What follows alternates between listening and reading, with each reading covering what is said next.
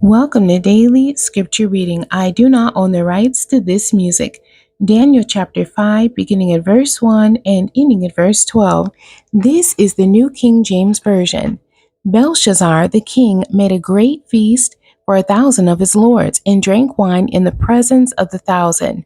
While he tasted the wine, Belshazzar gave the command to bring the gold and silver vessels, which his father Nebuchadnezzar had taken from the temple which had been in Jerusalem, that the king and his lords, his wives, and his concubines might drink from them.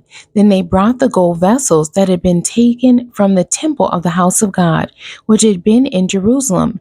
And the king and his lords, his wives, and his concubines drank from them. They drank wine and praised the gods of gold and silver, bronze and iron, wood and stone. In the same hour, the fingers of a man's hand appeared and wrote opposite the lampstand on the plaster of the wall of the king's palace. And the king saw the part of the hand that wrote.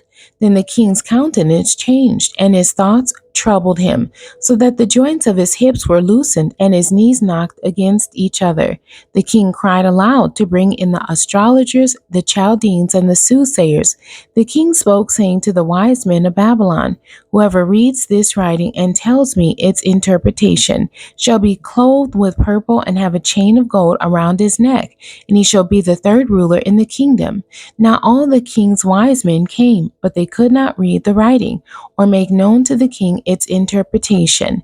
Then King Belshazzar was greatly troubled. His countenance was changed, and his lords were astonished. The queen, because of the words of the king and his lords, came to the banquet hall.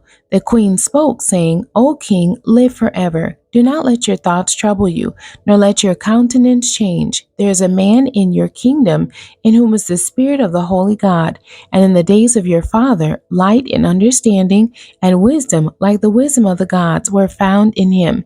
And King Nebuchadnezzar, your father, the king, made him chief of the magicians, astrologers, Chaldeans, and soothsayers, inasmuch as an excellent spirit, knowledge, understanding, interpreting dreams, solving riddles, and explaining enigmas were found in this Daniel, whom the king named Belteshazzar.